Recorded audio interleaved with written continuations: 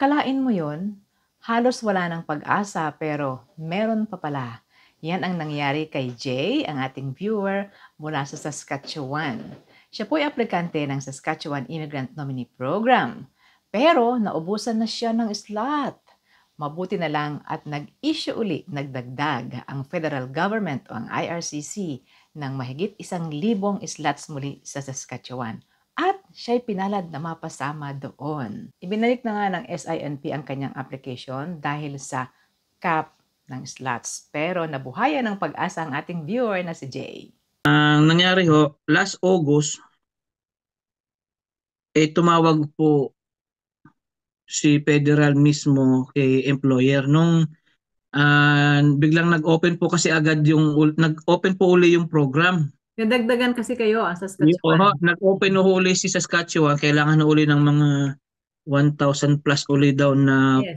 mga tao for nomination. So tumawag ho mismo si federal government kay employer, binerify po kung existing pa po ba kami.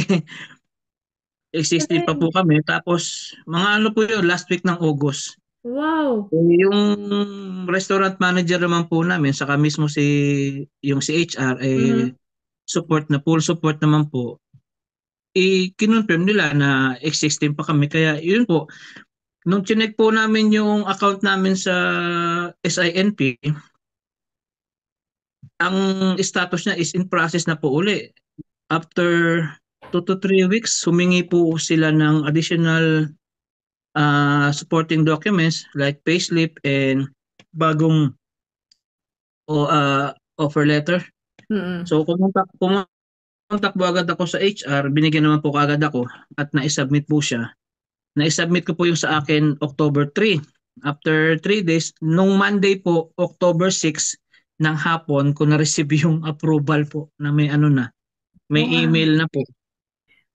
Anong pakiramdam?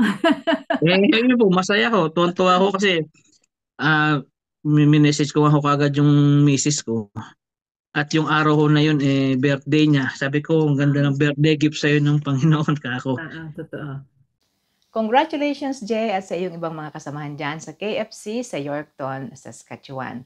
Congrats sa inyong nomination mula sa inyong province at good luck sa inyong federal application for permanent residency. Abangan po ang ating full interview kay Jay sa kasunod nating mga posting. Thank you for watching, si Ate Manchi from Toronto. Thank you and bye-bye.